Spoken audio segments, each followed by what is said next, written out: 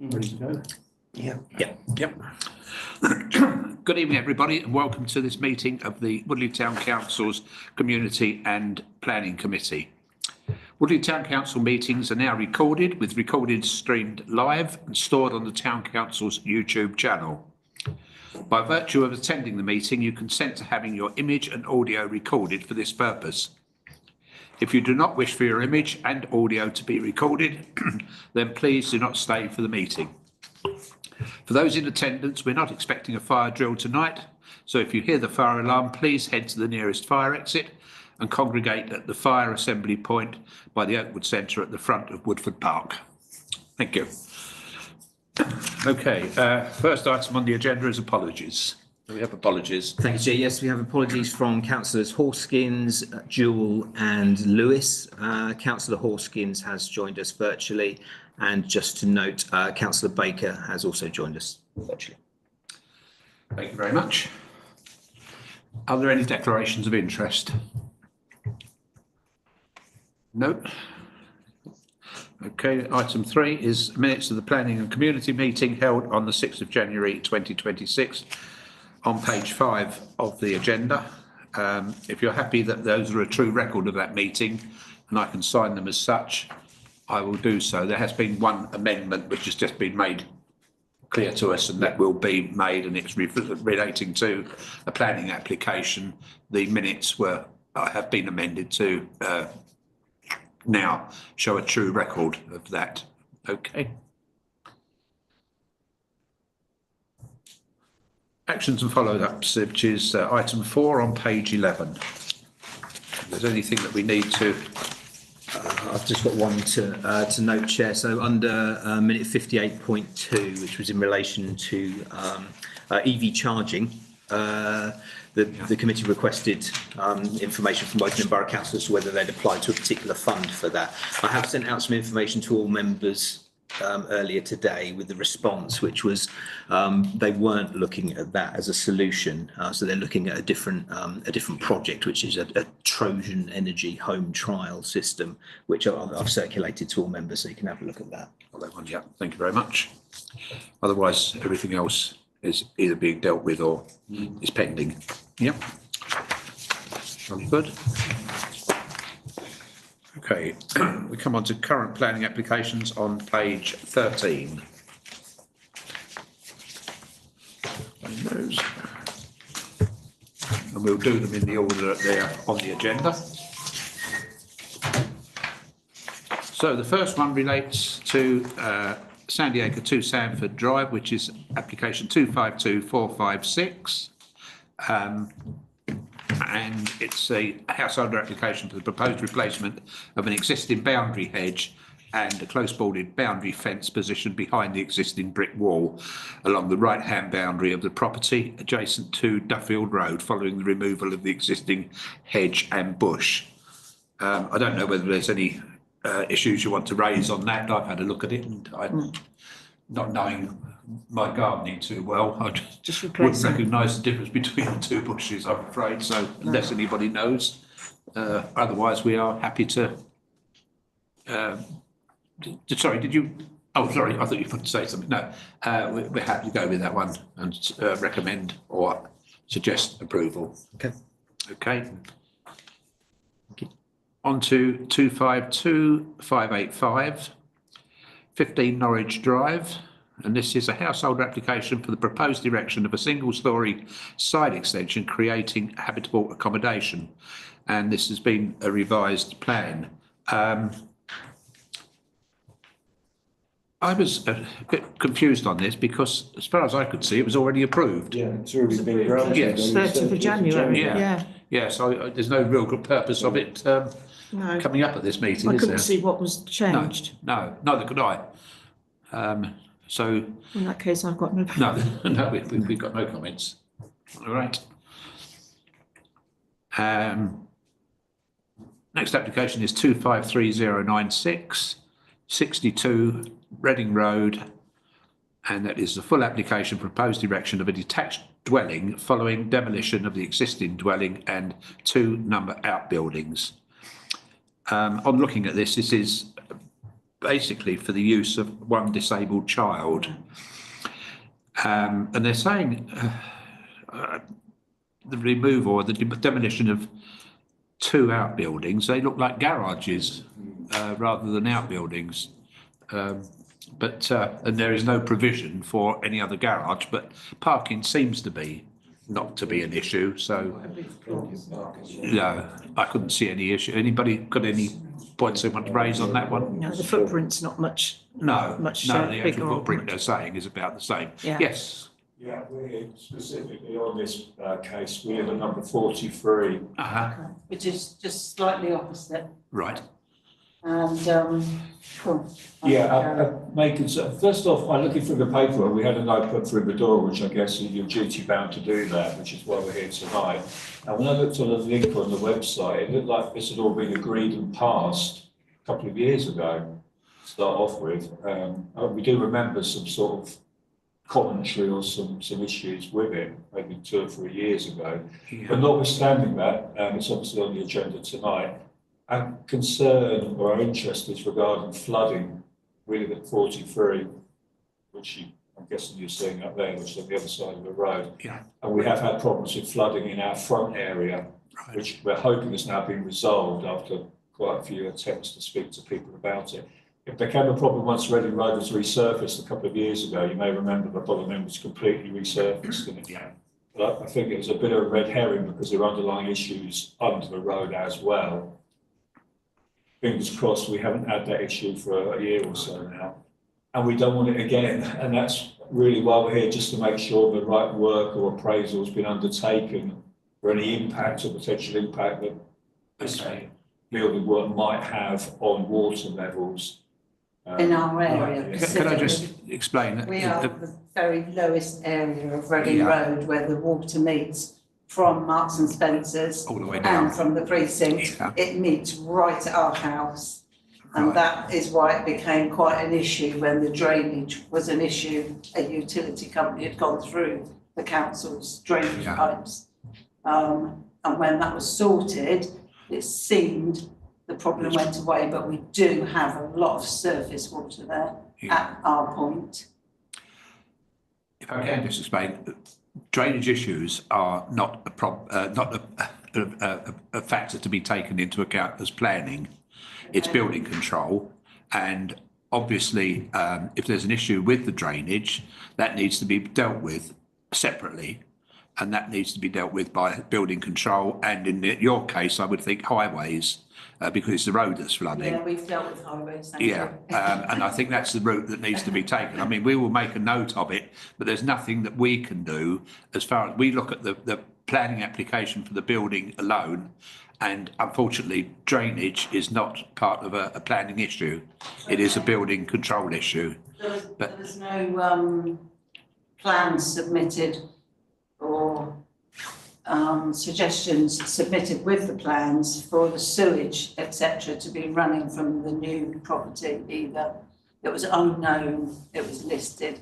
We did read it quite thoroughly, not because we oppose it at all. Good luck to number 62, and I'm sure it'll be a beautiful property. Yeah. And it certainly doesn't overlook us, and we never stop people trying to improve their home, especially for family. So we may be there one day ourselves. But we're just obviously concerned about, we live there, and Yes, I can understand your concern. And I think really it's a case of taking it up with highways, and we can make mention of it on our considerations that go through to Wokingham, but it won't bear any answer to the planning application itself, okay. because that is purely a planning application for the building and not for the drainage, unfortunately. Do you have any notes on the turntable that's being installed on the driveway? No.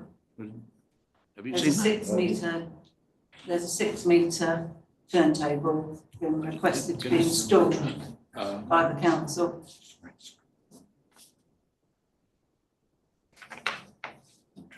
It was in one of the requests by highways. Yes, it's like an integral part of it, like it must be. Because of the vehicles that are going in onto the drive. It's not included in the plan.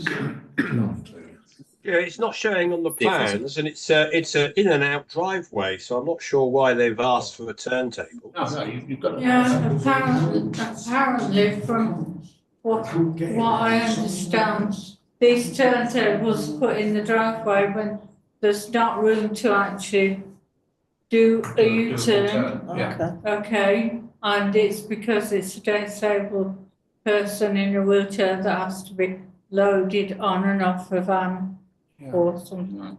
where is it mentioned? Have we got anything on it at all? I didn't see that at all on the planning, No. on the, It's actually in there, we read about it. Apparently it doesn't need planning permission. No. Where did you see this? Sorry. We saw it on the plans that we pulled up from the council on what was actually happening to the property. And I'm sure it was highways that have requested the turntable to be installed. But they can, highways can request it because of the road it's on. Yeah, I totally understand why it's been requested. are you worried about the flooding? If that There's takes nothing up on the too plan. much Noise. No, I didn't see anything like that. I'm sure it would be hydraulically driven. Turntables aren't noisy, They're not. no. Oh, good. Could it be under design and access statement? No, I thought so. Right. No.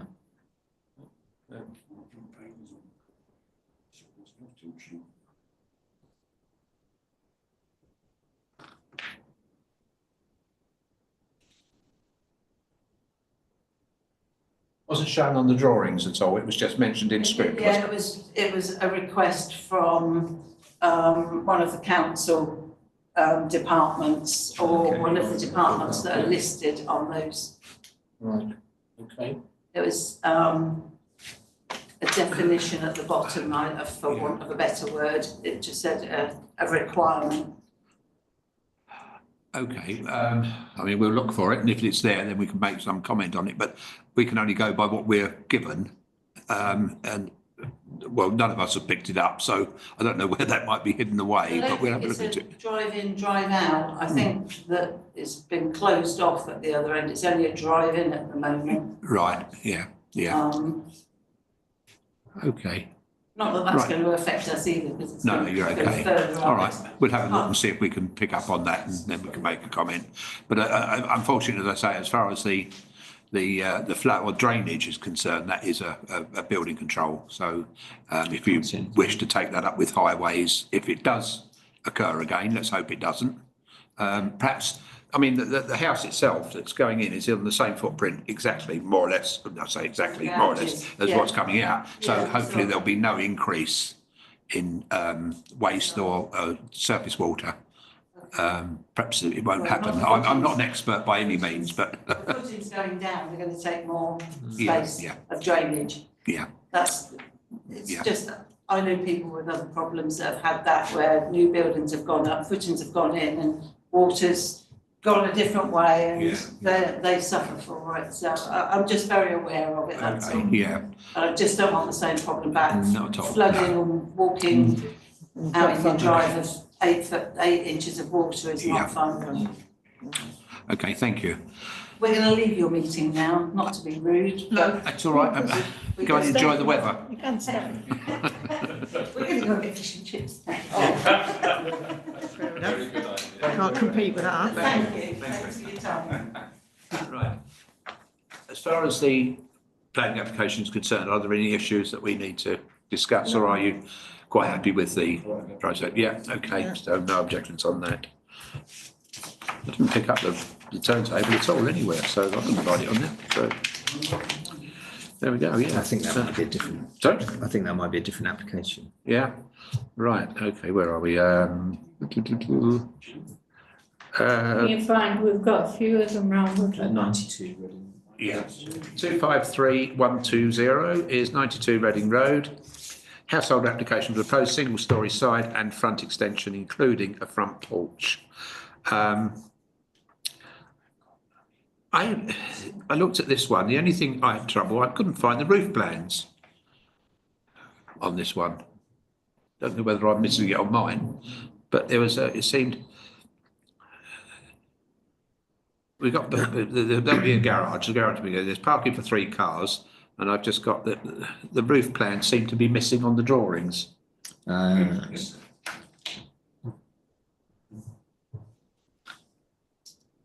don't know, it's a floor plan. I was concerned with the roof for the floor plan.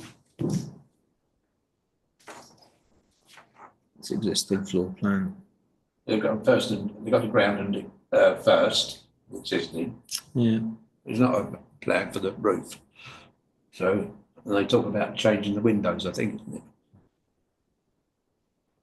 Not that it's going to make a great deal of difference, but just it seemed odd that the plans don't pick it up. It's showing on proposed plans, proposed elevations. It's showing the dormer and the Yes. roof lights. Yeah. But it's not floor plan for it. There's nothing. No, it's just showing the elevations. doesn't it? Yeah. Okay. Anyway, I couldn't see anything that was going to cause an issue on this one. They've got sufficient car parking. I think they say there's got car parking for 3 cars, although they look pretty crammed in to me. But other than that, anything at all? No. Anything. Right, everybody? Yeah. Okay with that one, right. Okay, and 253124, 8 Rochester Avenue, household application for proposed erection of a single-storey front and rear extension to include the insertion of roof lanterns.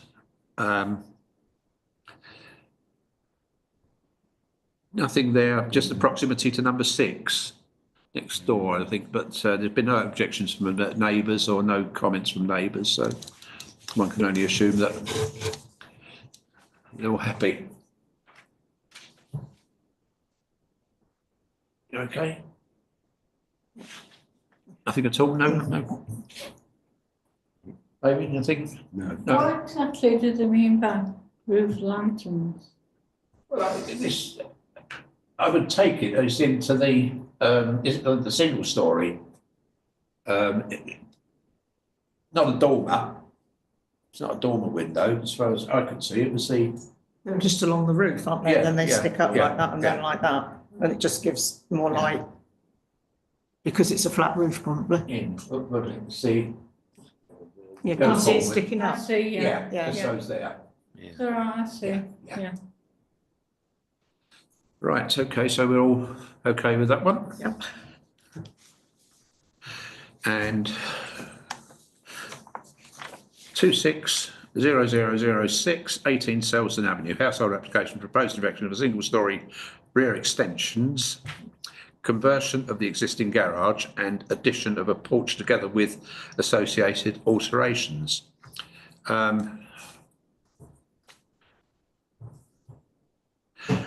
Again, I might be missing something, but I've got on the drawings here, the existing ground floor and proposed ground floor show no differences. Have they put the wrong drawings in? Because when you look at the floor plans for those, ground floor, proposed ground floor and existing ground floor. Yeah, there is a difference. Is there? Yeah, the garage is smaller on the proposed than it is on the existing. Proposed ground floor, yeah. If you look at the existing, that garage is a lot bigger. Where's the garage? I can't see it. Doesn't. Sorry, I'm trying to, yeah. Garage there. Oh, I see. Yeah. Yeah, that's So, all. yeah. Yeah, okay, right. I do. I stand corrected. I didn't pick that one up. But there's no actual difference to the footprint at all. There is a difference on the overall building. That's Yeah. right. Yeah. That porch is just in line with the front of the garage, isn't it? Yeah. Was there anything Is there else? something about neighbours and parking? Where are we? I see that written down. Neighbour comment about parking. Those 2 are- residents, one from Butts Hill Road, 103 Butts Hill Road, and 155, no, 15 Selsdon, isn't it? They were concerned over Okay. out of keeping, was it? Can't remember what the contents were. Let's have a look. Oh, I've got it there, you've got it. One of the comments said that as it's going to become a 4-bedroom property, 2 parking spots wouldn't be sufficient. No. Now, I mean, those houses in Selsdon Avenue have got fairly spacious front gardens. And I think you'll see on the plans, it shows the cars parked at an angle. If they were parked side by side, I don't think there would be any problem in getting a third parked car on. Right. But Selsdon Avenue, as far as I know, is pretty bad for parking, It's isn't bad it? for parking on the Yeah, road, yes. yeah. But you think the way that's drawn is that it's not necessary to park on the road. I They will mean, get, If you can get the plans up, Kevin, oh, yeah, there we are, you can right. see there. yeah, They are put at the slant. If they were side by side, normally, you'd get 3 three on on there. there, yeah. Okay. Quite a big extension on there, isn't it? But otherwise, I mean, the only thing that I thought was, it's unusual for those houses to have a porch, but then I noticed that number 22 already has one. yeah. And when you look down, oh, that's not a porch, no. They've both gone for roof extensions, you know, the Yeah. 25, the next one on, which is only what, Yeah, across the no, road. number 22, Yeah. 2 doors down It's got a porch. from number 18 that we're Yeah. looking at, Yeah, has got a porch. right. So I think it'd be very difficult Difficult to, to say no. to Yeah, object. yeah, okay. No objections? No. No. Right. And 260017, which is 25 Selsdon. Householder application for proposed erection of a 2-storey side and rear extension, including proposed installation of roof light and front dormer to facilitate conversion of the loft to habitable accommodation. So that's that one. So, I do think a dormer would look out of place in Selsdon Avenue. sorry, the dormer would look out of place. Yeah. But then, isn't that what we're looking at 18? No, I don't I think thought we it are. was. I thought we were doing the same. That's what I was concerned about. But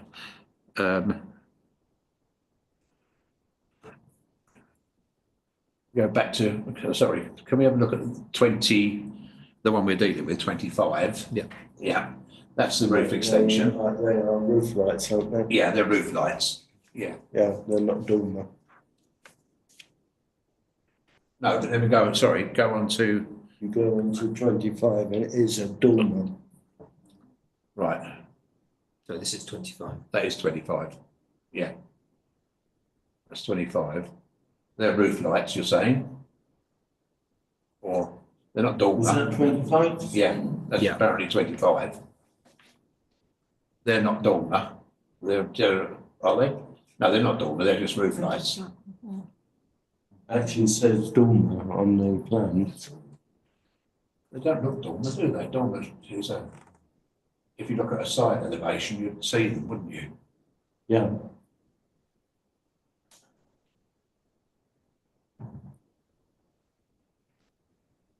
There's no dormer, is there? It's existing, Oh, that's existing, yeah. proposed, yes, it's. Well, they don't look.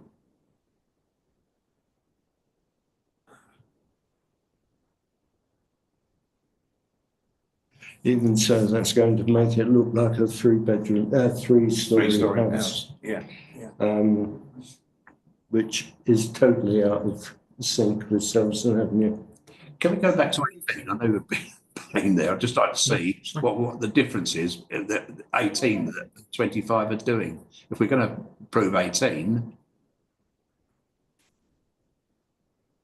Was there I thought there was a roof alteration on 18, existing, proposed. Oh no, perhaps not. I thought there was. No. No. No, okay. Right. Oh no, I've got the drawings existing in the roof. That's the difference. Right. Is there any way You wanna see the street view? Google map? Yeah, get the street view. The Give me street map. one moment.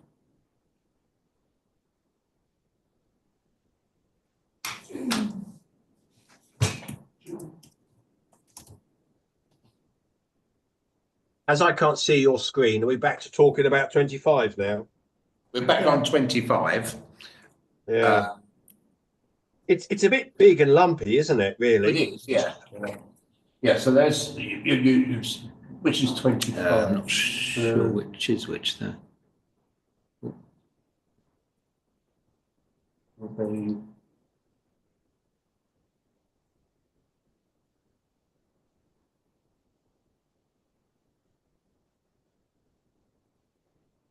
Let's tell which is which. Get the block plan up.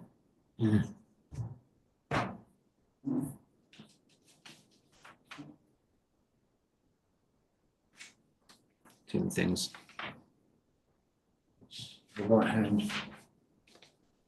of the semis. So is it that one? I think it's this one. That isn't it? one? Yeah. Yeah.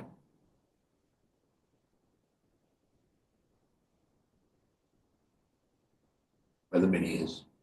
Yeah. Next Yeah, doors, that's it, that one. next doors already had that done, Yeah, so haven't they, they've got- except for the roof But they've lights. got, yeah, they haven't got the That's Roof not lights. little dormers. There you go. Yeah.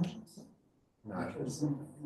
That's what's a bit, is there any, you can't get further down, nothing at all further on, is there? No.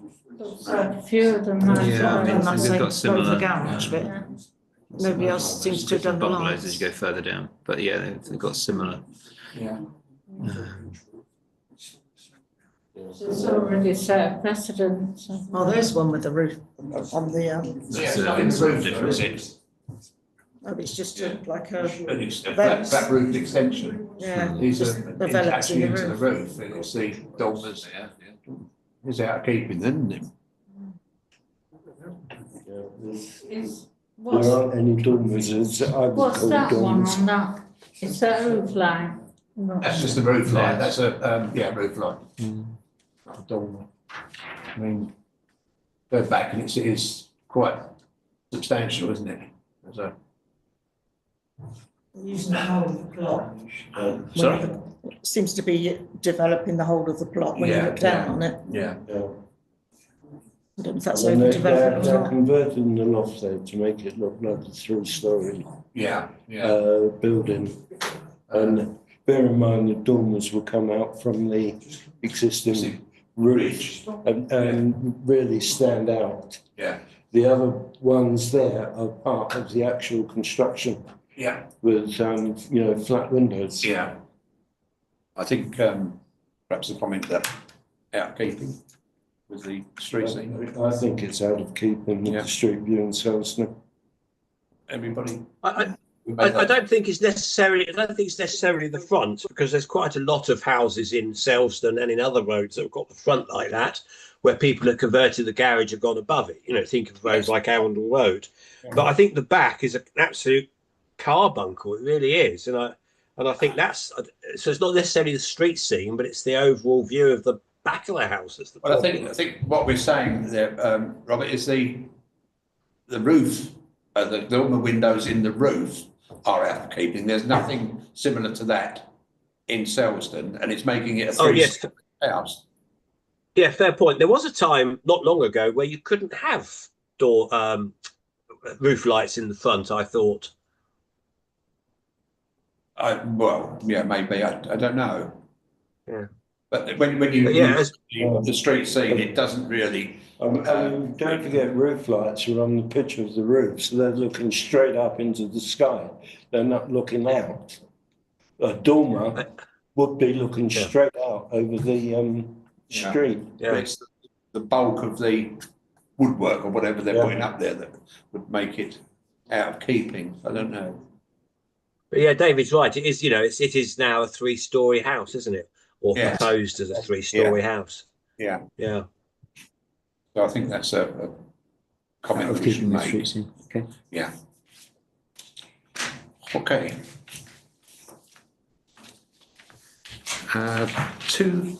260028 119 Shackleton Way.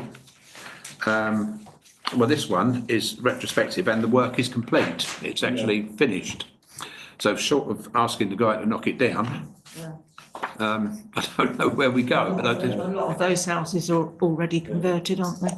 yeah. And there are two comments on it as well, both saying it's improved the outlook. Yeah, yes. Yeah, 121 is in support and 117, both in support of it. So, Yeah, you can't argue with that, can you? no. I'll be let that one go. No objection.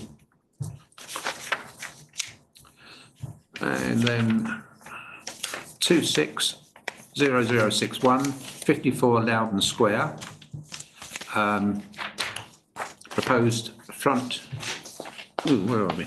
Let's go over. Got the wrong one there. Yeah, this is household application for proposed erection of a single-storey porch, single-storey rear extension, including installation of roof light and garage conversion to habitable accommodation. And this one had a number of letters of support, all saying that it's going to improve the whole thing, which, yeah. But is it strictly our area? Because Well, this the is- address is early. Early, RG6. yes. I'm not I sure. know, it says It's- South Lake South. It just does come under our wards, doesn't it? Yeah, South there's a handful of properties on Yeah. that. Is it? Yeah, in RG6. Again, I just had a quick look, but the proposed front elevation drawing shows all a garage door and not windows where they're doing the garage conversion on the proposed. So are they actually proposing to change the garage door? If it, They've got it at the back, haven't they? yeah, I know they've got it at the back, but if it's Yeah, not a I- garage, Yeah, it's unusual. unless the ground floor plan shows that there is still a small section. There's a proposed elevation and you've got a garage Still got a door. So is that, I mean, I'm having my garage changed, but I'm keeping the garage door. Because you Personal have a choice. little bit of a storage space. in yeah, that's there. what I'm wondering. We saw it on the ground floor plan, but there's the ground floor plan It's as a existing. garage and it doesn't show it as it shows it just as a room, doesn't it? No dividing wall to make a storage space. So I was just curious as to why we're still showing a garage door if it's going to be habitable space. Yeah, so it's that there. Not letting me enlarge that for some reason. Sorry? There we go.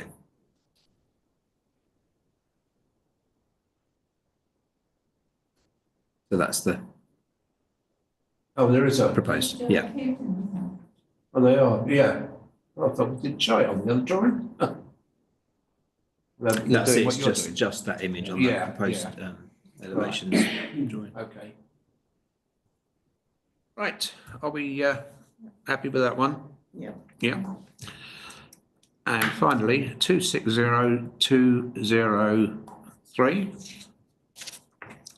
which is 7 Maple Grove, application to vary the condition 8 of the planning consent for the proposed erection of 1 number dwelling and detached garage. Condition 8 refers to the landscaping and variation to change the hedge from copper beech hedge to conifer hedge. I'm very much against it. Knowing the people in Maple Grove, the problems they had in the initial application for that, the entrance is through a, or what's it called? Ransom strip. Oh, And, you know, Maple Grove, the people have had to put up with a lot. If they change the hedging to conifer hedge, I looked up on the internet, and what they mean by conifer hedge basically is Leylandii. They grow to enormous heights. Yeah. Whereas with the copper beech, they're far more manageable and will stay level. at a reasonable level. And they're far more attractive as well. And I think the residents of Maple Grove deserve the copper beech hedge. I'm certain they're doing that on a cost factor. Yeah, which you can put the conifers in. Yeah. No, David, I think you're right, David. I think they're doing it from a height factor because those conifers can grow 40 foot high, so it will stop them overlooking into number 16. So I think it's not a cost factor. I think it is for the height factor and privacy. Either way, Um, is that a plus? That they get the privacy and both parties get privacy, or I mean, is it? well, I mean, it's lovely getting a privacy at 12 foot, but it's not so nice when they're 25 foot, 30 foot in height. Right. So, do we make a comment on concerns over potential height? I think the residents of Maple Grove should actually be approached over the hedging. I think it should be down to them because they're the ones that are going to have to live with it. Personally, I think the copper beech would be the more attractive option. Right. It's colourful, it's easily manageable. And it's better for the environment. Yeah. Leylandii, you don't know what they're going to do. No. Which way they're going to grow up, or what have you. And So once they grow, we you can't do anything. We will show concern over allowing this as a variation Yeah. based on the fact that Leylandii are unmanageable and the consideration of local residents should be taken into account. Local residents should be contacted for their comments. Yeah. Sorry, Joe, is that objection? On the environmental But, concern. Sorry? I was going to say, isn't it all objective though? Oh, because at the end of the day, in a year's time, they could just cut it down and replace it with anything or nothing, couldn't they? Sorry, in a year's time they can do what? A year's time, they could cut it down or replace it with anything they liked. It wouldn't necessarily be followed up by anyone then, would it? I don't know.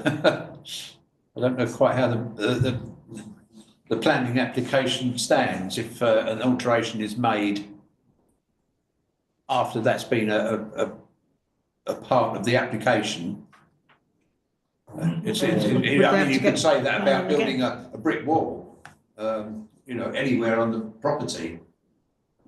A couple of weeks down the road, you can knock it down and put something else there. I don't know. But I think, we can make the comment, and I think, based on what David was saying, and involve perhaps a wider opinion. So that at least they know. And then they can, yes, I mean, it's not as if there's only 6 other houses in there, so it's not a mammoth job No, to actually speak to them. no. But I would imagine the guy at number 6 would be very much against Leylandii. Yeah. Okay, have you got the Yeah. details for that one? Yeah, that's fine. Right. Thank you very much. That's the planning applications dealt with. Most of those was no objections, but there's a couple, but there you go. Okay, planning decisions on page 15.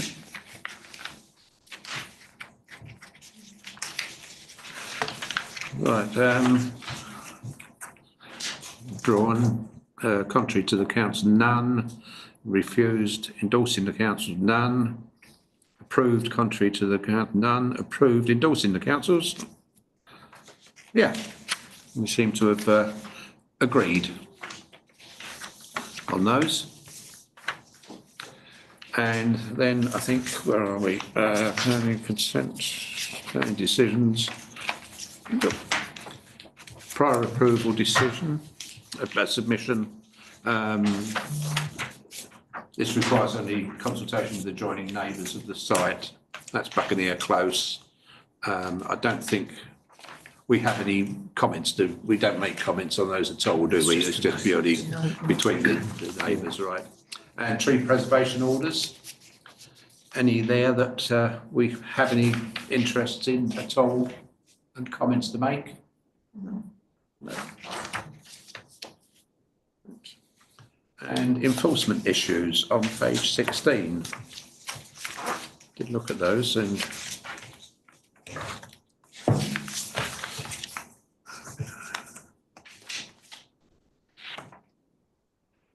The one that I find amusing is actually on the enforcement closures.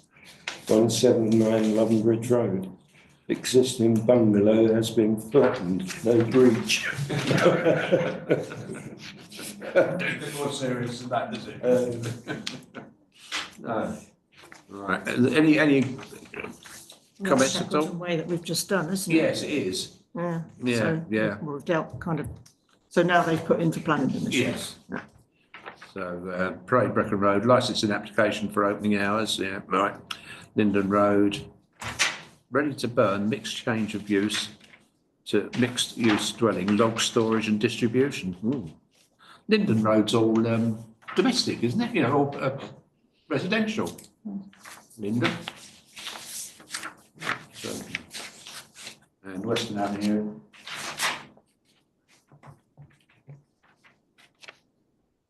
Right, okay, nothing at all on those. And the closures, all okay?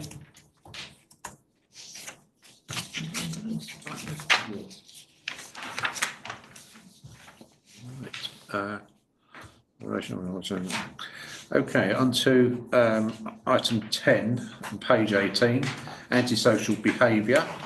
It's not a very full report, it is just only numbers, as they said.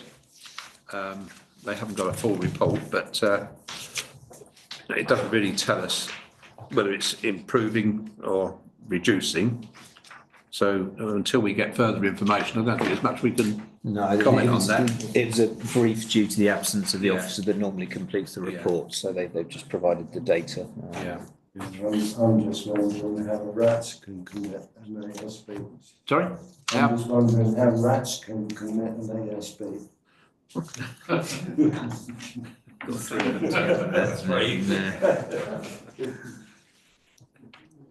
Yeah, they go around with some sort of nasty implement. That's right. Right.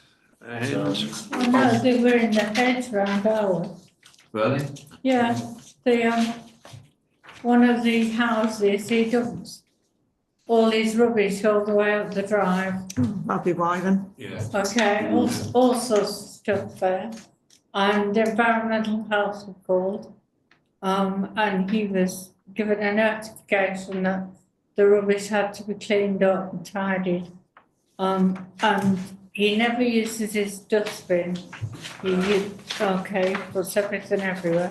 And there's also stuff there, there's broken fridges, there's an old television. Rats love all that, don't they? Yeah. Loads of stuff. And the next door neighbours were complaining that there were rats around, and the property next door to him has been abandoned, and the rats were actually getting into the next door property as well. Yeah. Okay, and as a joke, one day, the next door neighbour knocked on my door and he said, "You need to take a walk down our end of the road and have a look at that garden." And I said, "Why? I've seen it," and I rang Environmental Health Boys, and they're going to deal with it. And he said, "No, come down and have a look." And so I went down and had a look. And his kids that morning had drawn pictures of rats and put them all in the hedge because they'd seen the rats running around the drive at night. Doesn't take much to encourage them.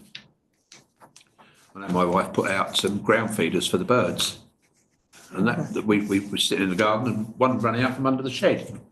So I said, right, I'll get a trap. And my wife said to me, but he's got such a lovely face. So I was going to commit the murder of something really desirable. So there you go. But anyway, that was ground feeders for birds. And, But environmental health are aware of it and they've been and Right. put the poison down and what have you. okay. Right. Okay, we come on to item 11, which is the annual grants, which is on page 19. And you will remember that at the last meeting, we made recommendations to go to strategy and resources as to how we would manage the budget and bring it down to the level that was suggested, which we did. Unfortunately, when it went to S&R, I believe Done even more. Leisure Services wanted to increase their budget by 10,000, and that was passed by Strategy and Resources. So with the money to come off so we've got to revisit our budget. And I don't know, David, would you like to? You were at that meeting and give some. I mean, Yeah, sorry, Keith. Did you want to say? Yeah, come in. I'll just go to Keith first, if I may. yeah. Just to put it in context, basically, Leisure Services wanted to increase the youth spend by 10,000. And obviously planning wanted to have the 32,500 for their grants. And after a lot of discussion and debate, it was agreed unanimously by everyone present that the best way to fund the youth provision, the extra 10,000 they wanted, would be to come off of your annual grants. Now this is hopefully a temporary thing just for 1 year. The reason being is that I think there's 4, correct me, Kevin, if I'm wrong, but I think there's 4 major activities that has been spawned from following the youth strategy. It was agreed probably a couple of years ago now. And there aren't really well established yet. So it's early days. So the S&R agreed with that switch, but the Leisure Services Committee, or chairman, has to provide a regular report on those 4 services that are being provided by outside organisations in order for S&R to monitor whether it's actually achieving the aim and getting our value for money. That's why we're saying it's a 1-year programme. Hopefully we can, if it's successful, that's great. If it's not, they'll have the money reduced. But the target is hopefully next year we can bring the annual grants back off. And the instruction to Kevin was when the letters go out to the grant requestees, it's quite clear to them that we hope this is just a temporary situation as we go through this current financial difficulty. I hope that helps. Yeah. Can I just ask you a question? I know it may not be relevant to this, but it's a question that I feel I've got to ask. Of these 4 services, and I'm not too sure what they are, how many of the residents of Woodley, percentage-wise, actually use that service compared to the rest of the borough? And also, how much as a percentage are Woodley paying towards that compared to other parishes and towns that will also have the benefit? Do we know I will just make a couple of comments, but then I'll defer to Kevin because he is much more in tune on it. One of them is the youth club, which is exclusively for Woodley children. David knows a lot about that because he's been there a couple of times. I think one of the 4, and correct me if I'm wrong, Kevin, is actually funding places on a WBC facility or activity for Woodley residents. But Kevin, I think you can answer it more fully. Yeah, thank you, Chair. So there are a number of specific activities in those packages, so to speak, which are specific to Woodley residents. There are activities, for example, some that would take place in Woodford Park that are open activities to kids from elsewhere. But do take place on our patch, so to speak, within our facilities, and we do ask for that information to be fed back as to what those numbers are and where and what contributions they are making towards it. Yeah. So we're aware of that. Yeah. Is that looking good? Is it looking fair? No, absolutely. It is Woodley centred. As Keith said, it's early days at the moment in terms of the numbers and how successful they'll be going forwards over time. And the key to that was that report going to Leisure Services and through to S&R, so that's closely monitored as we go forward. Right. Okay. But just to note that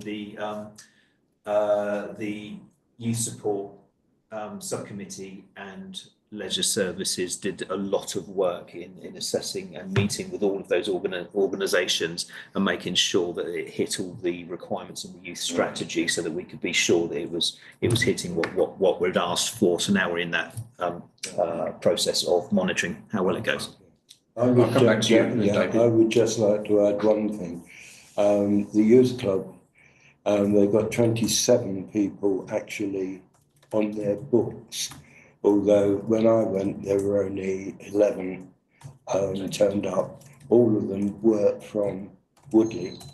I believe the average weekly attendance is still only around 11 individuals. But we've got to bear in mind that they only started on the 1st of November. So with 3 months? Haven't really done a summer or a spring. So, they really haven't had the chance, I don't think, as yet to really get up and running.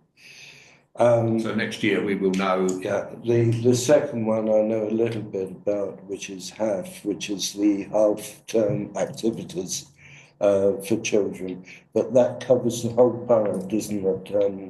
It's open to kids from certainly, I went along to the very first one, and it was packed. There were a lot of people there, but I couldn't tell you how many were from Woodley and how many from other areas within the borough. Yeah, it would be interesting to know what the other towns and parishes' contributions are, which you say we've got that figure. Yeah, so it's not joined up in that way. So what we're funding are activities for Woodley kids, or at least those ones that are more shared are on our patch. Okay, thank you. Sorry, David, do you want to? But anyway, going back to these grants, on page 19, I see, Kevin, you've actually done a pence by pence equation. Taken off 30.77. Yeah, I mean, there's an assessment there just to show, and it's all equal reduction across the sheets of paper that I put in front of you are basically prepared by me, but I've tried to be equitable, but also be favourable to those operations that I think most need the funds. So on that sheet, the first column is the amount they actually applied for. The second column is the amount we agreed at the last planning meeting. And proposal A, which is highlighted in yellow there, I've made it as equitable as I can possibly do, with sort of 60% reduction in most of the applications, and only 25% on Wokingham Volunteer Centre, Woodley Lunch Brunch and 33% on Woodley Carnival. There is another alternative there, that's proposal B. We've all looked at Redibus in the past, which is more a business activity in my mind. They charge, for their services. Most of their staff are employees. It's only 20 volunteers, I think, from the application, as against about 50 employees. And that is for this year to take them totally out of the equation. If we do that by taking just £1,000 off the Carnival Committee, and Juliet at S&R did quite openly state that she felt the Carnival should take a reduction along with everyone else, even though that's the most important function in my mind for the community. But it would mean that Woodley Lunch Brunch and Wokingham Volunteer Centre, we could actually put back to their full application grant. And also the parenting special children, we could put that back to what we agreed. And those three, I think more than any of the others, actually need the funds. Can I just ask what the difference is between Keep Mobile and Redibus as far as paid employees and making a charge for their services? What's the difference between Keep Mobile and Redibus? I must admit that I can't. You don't know? No. Okay, right. Yes, Linda. Okay. Come to, yeah, I've got you too. Don't worry. Linda. Right. Keep Mobile and Redibus both function on very similar terms, okay. But Redibus also runs day trips, okay, down to the seaside, or afternoon trips up to the garden centre, things like social outings, okay. They both make a charge to the client, and if you qualify for a bus pass, I believe you can actually get your ride free of charge. Okay, and I would propose, having been on both those committees, I would make a proposal that the grant to Redibus is significantly reduced and brought in line with Keep Mobile, because Redibus are bringing in a lot of money from other grants as well, but they're relying on the grants and not doing any alternative fundraising, and they should be doing some alternative fundraising. That's interesting. Thank you.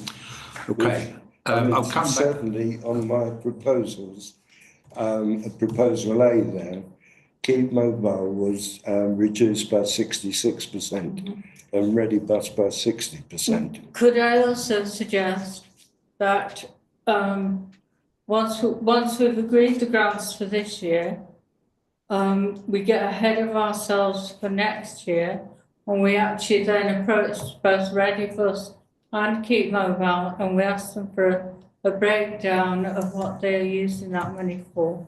Because my belief is that on some of the trips, they're actually providing a lunch or afternoon tea, etc. Right. for the clients. Well, okay, that may be fair enough for some of the clients if they're on very low income and income support, but I don't believe that all their clients fall within that bracket where they actually need a meal providing. Yeah, it's interesting. Yes. Okay. Thank you. And I think it's very wrong that we are using what essentially is council taxpayers' money to actually provide the extras on a jolly. Right. Good. I don't know who was first with the hands up at the end. Me. I was first. Robert's the one who was shouting, so I'll come to Robert. Thank you very much. I might be at differences of opinion with Keith here. I think it's sad that we're cutting so much money from this budget, where for the youth services. I know it's early days and there's only 11 people using it at the moment, and those numbers, you know, could well increase over the years. But with the lighter evenings, I think less people would actually go to a youth club than more. And we're taking this money for these 11 or so people from a huge number of people who use all of these different services. I agree with David's point about taking the money out from Redibus, but I think it's quite sad. But is this a done deal, Keith? I know Strategy and Resources have met. I know it's got to go to full council next week. Is there any way? And also, 53 grand was asked for. We whittled it down to 21,000 pounds below that, and it's now having another 10,000 pound taken off. No, And I just think it's a bit sad and a bit wishy-washy. we actually reduced it to 32.5. Yeah, from 53.6, and now we're cutting it down to 22.5, which, you know, it's. I think it's sad. I think it'd be really good if we could find that £10,000. But notwithstanding what David said about cutting down from Redibus, I mean, I think that is, you know, a big chunk. Can I just make one other observation to your comment, Robert? Last year, our grant allocation was 30,000. Okay. This year, the applications we received took it up to 56,500. That is why it looks to be a significantly greater decrease. But it was 20,000 on top last year. Yeah. Keith. Yeah. Thank you. Thank you. Yeah. Good. Thank you, Chair. I echo, what's your name again? Robert's comments. The whole financial system is incredibly sad. I'm sad that after running a very tight financial situation and reducing council tax significantly over the last 10 years, we're having to push it up again. Still, it's good, but it's sad that we're having to do it. But we all have to face reality. What we've had is, and I've just got the numbers, but I haven't absorbed them yet, our cost of gas and electric gone through the roof. Our water rates gone through the roof.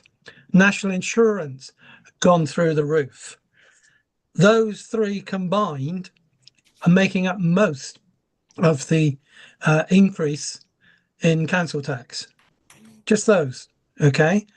And it's sad because I spent 10 years fighting hard to get the council tax as low as possible.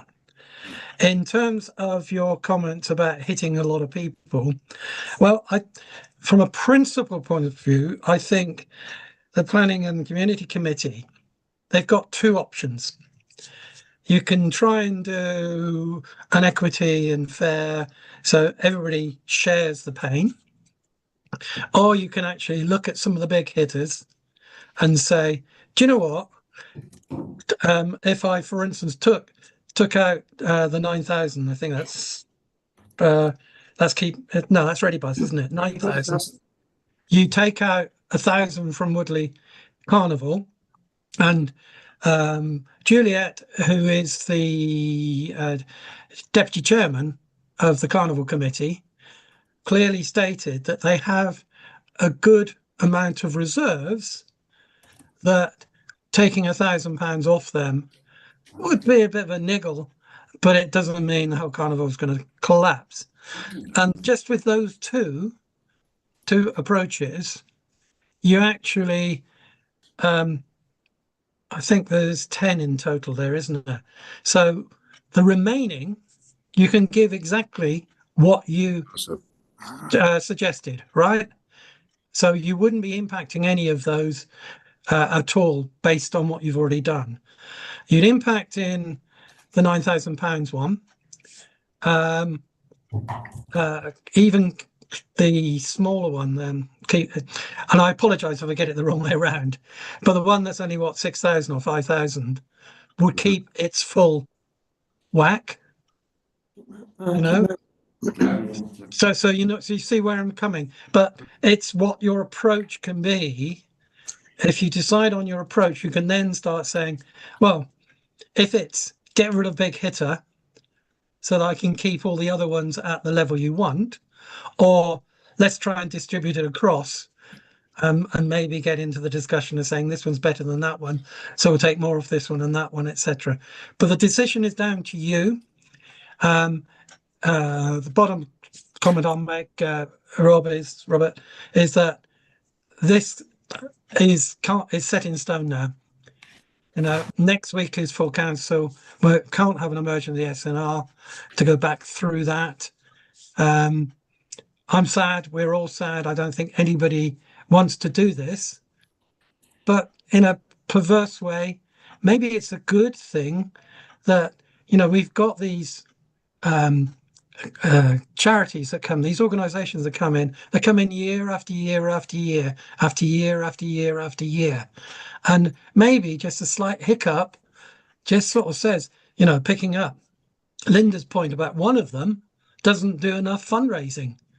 Well, if it's a wake-up call, isn't it? Yeah, you see what I mean? So maybe firstly it's going to be quite good. Anyway, I'm not going to say any more. It's down to the committee. You know what your budget is. And it's down to you. Can I just add? Can I ask a quick question, Keith? Of that £3,000 to the carnival committee, and we knock it down to 2,000, that's just for running costs. That won't impact on the fireworks. Yeah, well, generally the 3,000 has always been for the fireworks. Right. And it stayed at the 3,000.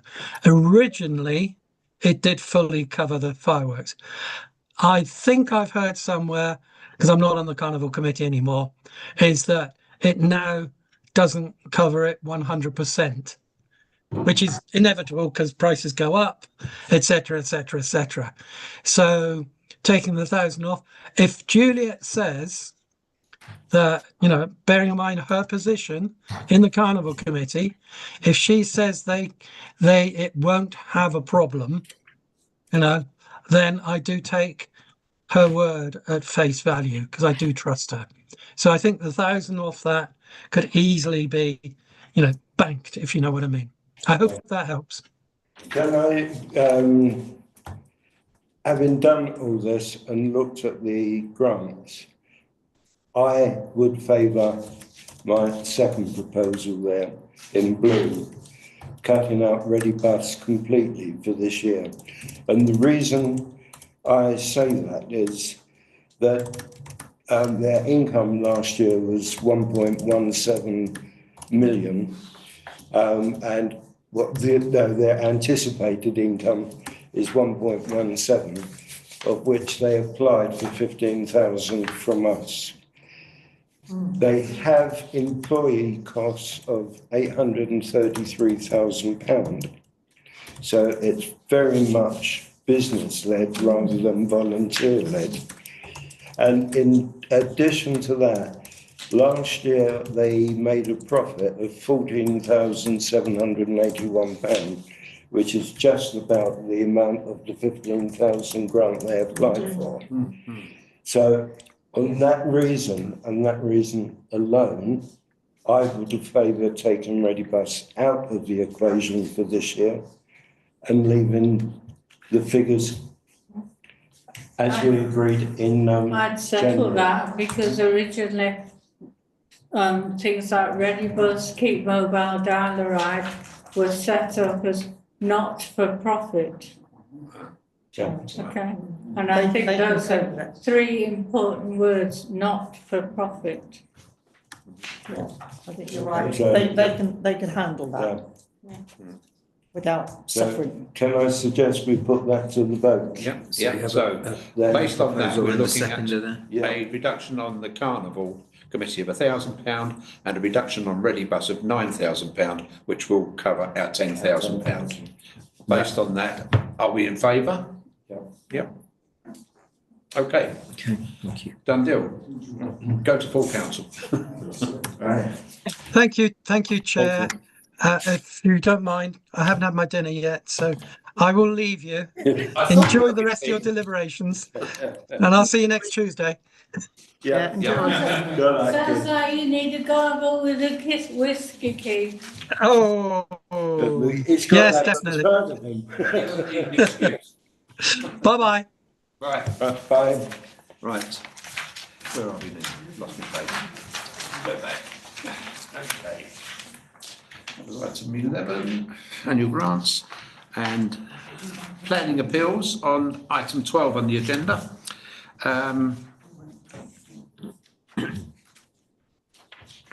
Anything at all there that Headley Road, planning consent,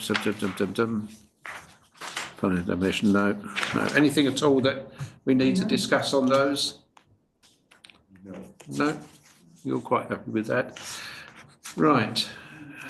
Item 13, transport and highways, community speed watch. I know we have a gentleman at the back who would very much like to say a few words. Thank you, Chair. Thank you for the opportunity. It's just to raise a few brief points. As town councillor and borough councillor for Loddon Ward, I've been contacted by a number of residents about some serious speeding problems on Miles Way and Mohawk Way. I just wanted to inform the committee that I've been liaising with Thames Valley Police about those problems. I've written to the area commander and the neighbourhood police inspector for Woodley and asked them to help with radar teams which have been active in Woodley recently on Shepherd's Hill. They've been catching a few people flying down there. And I'd like to request that Community Speedwatch do some work in that area, if it's at all possible. I'm also liaising and putting pressure on Borough Council officers' highways to see what can be done with those particular roads, including Coleman's Moor Road. So I wanted to let the committee know that. You said Miles Way and Mohawk. Yes. Mohawk has always been a problem. People come speeding up from the Loddon Park to that roundabout and then straight down. Back in 2018, we had a data logger up on the lampposts there, which recorded the traffic. Most of it is evening based rather than daytime. But following the changes, we were getting too much data which the police couldn't handle. So it was very much under the old Speedwatch scheme. When the new Speedwatch scheme came out, I registered myself as Speedwatch coordinator, and I got your colleague Jim Taylor involved because quite honestly I didn't have the time needed to apply to it. I did arrange a couple of actions, one in Church Road, one in Coleman's Moor Road, which I got the permission from the police, and June actually did the speeding, and I think they caught one person over both situations, even though comments have come in about speeding problems. Speeding cars, quite often it depends upon what type of vehicle it is. You get an old car shooting out exhaust. People have the general impression that they are going faster than they actually are. Exactly the same with modern cars. That the impression is they're going faster than they really are. And June has proved that in going out on one or two operations. She hasn't picked up any major speeding offence. If a Fiesta goes down the road at 30 miles an hour, probably people wouldn't notice. If a Mark 3 BMW 3 litre goes down there, the noise of the engine at 30 miles an hour would give the impression that they're speeding. And this is where people pick up and say there's a speeding problem. But having said that, you are right with Mohawk Way. And I would suggest you have words with your colleague June to get that up and running. Miles Way, I don't know. I mean, they're coming off the roundabout there, aren't they, at Hurricane Way, to go down Miles Way to Spitfire. It's a very short stretch of road to build up a major speed.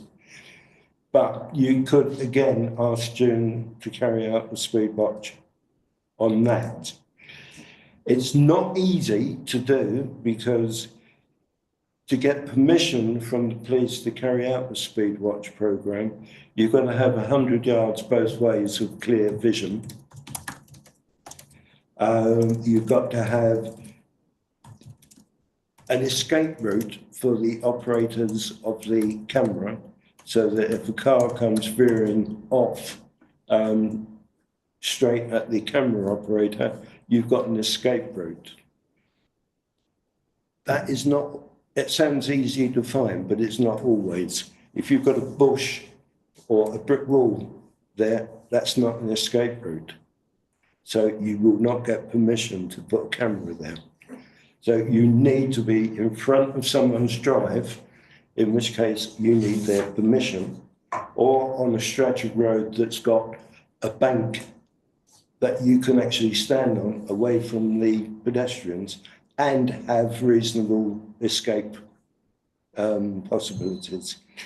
Without that, you won't get permission to put a camera in that one spot. So yes, I agree with you. It would be nice to get speed watch in both those spots, but it's not necessarily as straightforward as you think. And there's one added caveat. You can only operate under speed watch during the hours of lightness.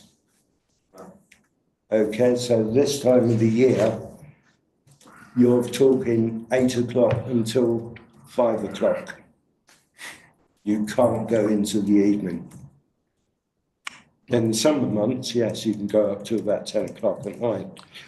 And it's mainly after 6 o'clock that you get the speeding. So continue also pressing the police for a van to be put there.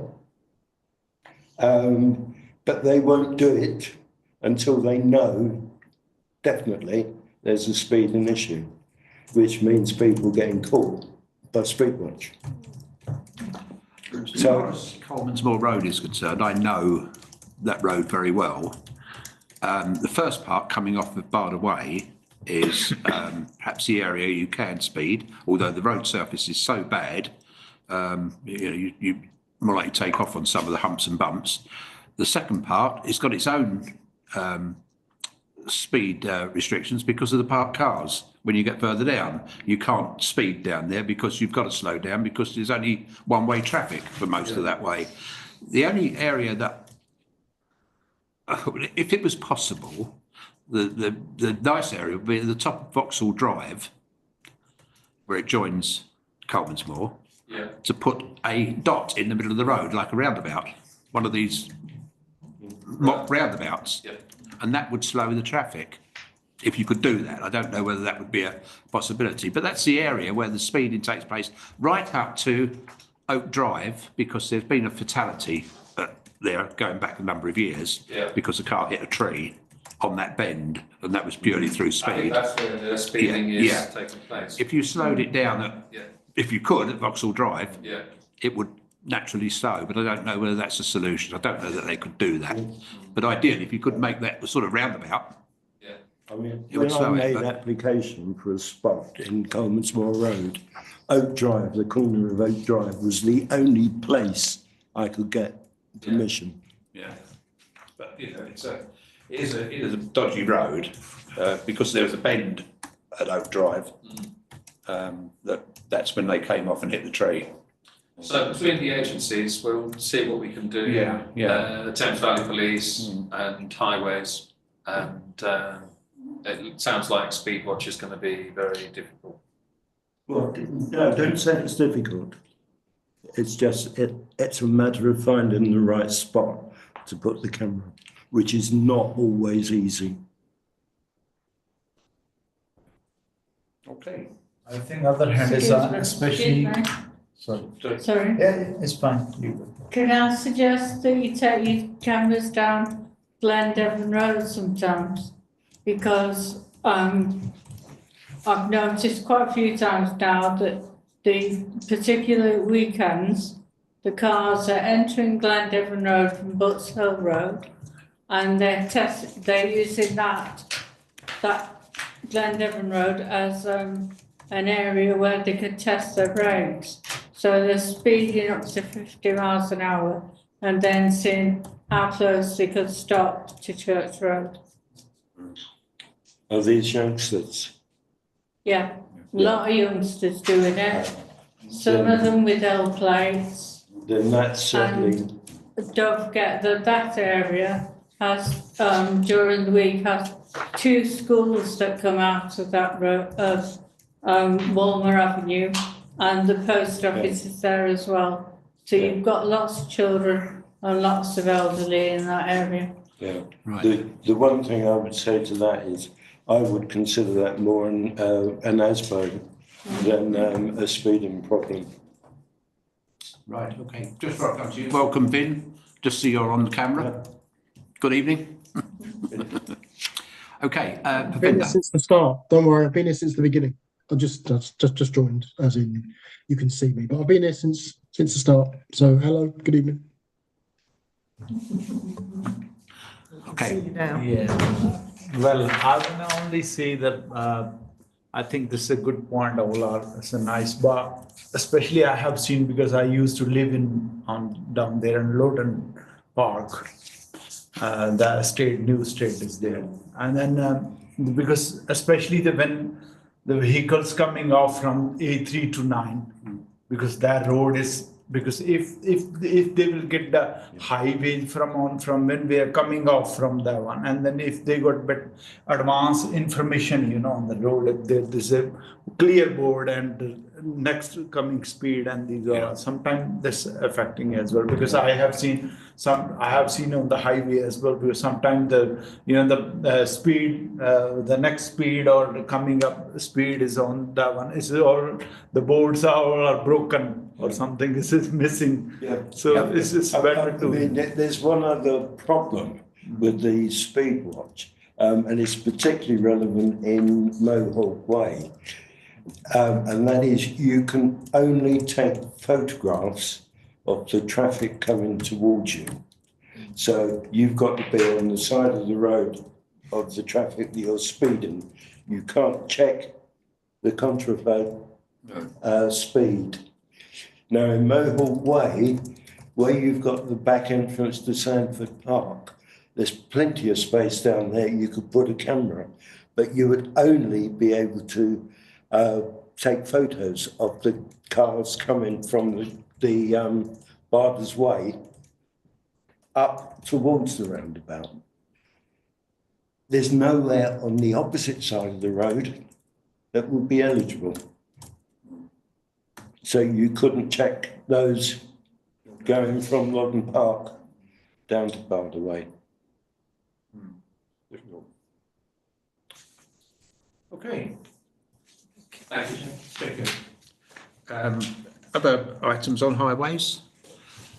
I've got one which is on Meridian tonight. There was a piece on the South Today saying that Wokingham Borough Council would actively like to hear from people about potholes.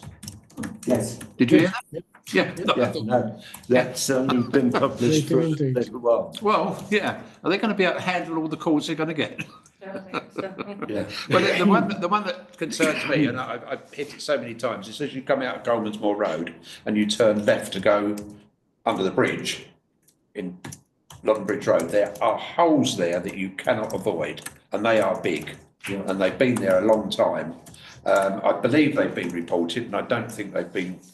It's going to be a major job to repair them, but it's one that we need to look at. Wokingham will be doing it, they'll come and shovel a bit of Stuff in it. stuff in it. Yeah. Last Every week. time I go over the top and that, all day. Yeah. And Bill, if you tell Don't like me if they can afford where it. they are, I'll come down and photograph them and just as you come out of Coleman's Moor Road, you turn left into London Bridge Road, and it's right on that corner. Right on the corner. Lots of them. You cannot miss them. You know, well, I'm saying you cannot miss them. When you're driving, you can't miss them. Have you been and measured it? Sorry? Have you been and measured it? No, but the 4 inches deep or whatever it is. It's Yeah, got there was an article in the Yeah. Times last weekend about measuring your pothole and how to do Yeah, it. that's it. I think you'd kill yourself trying to do that in London Bridge Road. And the other one, Woodlands Avenue. What have we done? Have we made our comments about that fully? The fact that now it's closed from behind the shops. I mean, the consultation that we had on that clearly shows that nobody wanted it. Absolutely atrocious. We There offered a was no suggestion to do consultation. Beechwood Avenue. Didn't we offer an alternative to do Beechwood Avenue because that's nowhere near as busy and it's wider? Yeah, I But then mean, that in didn't happen. fairness, I found on the internet the full comments that people objecting had put through, and I'm actually going through them. I mean, there's 38 pages double-sided. I'm going through them slowly at the moment to try and analyse them, but out of 110, I think 66, 76 were actually objecting. Yeah. The problem is that it's being done when the consultation clearly showed that the majority were against it. But what it does do is it makes people think, well, why do I bother? So when we want to do a consultation again on something, people will just say, well, there's no point because it doesn't count for anything. But then they put on Facebook, you said, we did. But that is just so. Yeah, I mean, it's disgusting, and with very little notice, they've closed off Woodlands Road. They've taken down all the trees. So, you know, I don't know how many of them had TRPOs on them. Quite old trees, weren't they? Yeah, Yeah. but they've all been taken down. Oh, they'll tell you they were diseased. And there was one lady, now, what, I'm trying to think of this, the full story, but she was told that her husband couldn't park his van on their driveway because they would be starting early in the morning. Yeah. And he had nowhere to park it because you can't park it around the corner. Yeah. No. That's Yeah, disgusting, absolutely disgusting. But I don't know what we do. It's hardly been transparent, is it? Has anything been done about it? Have there comments been made here to Wokingham, do you know? I mean, the consultation period ran its course, and we did our best to very promote quickly that. once as that well. consultation was over, wasn't it? Yeah, I mean, Yeah. As though they wanted to get it done before. yeah, we did get the message as soon as we were aware of any information in the timescales. We did get that out as well, just so that people were aware and got it out on our website and things. But yeah. And the only other one is the flooding outside Chapel Hall, which no doubt you're aware of. It's right across the road now, and it's causing problems. Tonight it was particularly bad. It was across the whole That's road. been like that for 50 years, Bill. Yeah, well, it used to be outside where the dentist's is, but it seems to have now got even worse up by Chapel Hall. No, I used to live just off Foster's Lane, and I do remember it being across there, and actually the Chapel Hall car park being flooded as well, and up to the junction with Vauxhall. So I have seen it there before previously. Yeah. Yeah. I mean, I can inquire as to whether there's any plans to do anything about that. Yeah, Chair, I mean, is it just a problem with the drain blocking, or is it more serious? Who knows? Right. Any other issues on highways at all? No? Right, community issues, any community issues that we need to discuss? Nope. And then publication information, the Me Too Club newsletter, December 2026, Berkshire Association of Local Councils newsletter, January 2026, and Promise Inclusion letter, January 2026. And future agenda items. Any thoughts? Anything we need to? No. Okay, and publicity and website. On the publicity, as far as the Herald's concerned, have we identified where the problem was regarding delivery of the Herald, where they were late and missed? I'll get an update on that. We did have a number of reports of from members and others that Didn't receive it. Yeah, So I'll get some information on that, Chair. Yeah. How they delivered? I've never. They just, We did it through Royal Mail. it's done through Royal Mail. Yeah. Right. Okay. Anything else? No. Thank you very much, everybody, for coming out on such a wonderful evening. Probably still raining, It's still raining. I expect so. Oh, yeah, yeah. Yeah, it's been arduous, Bill. Arduous.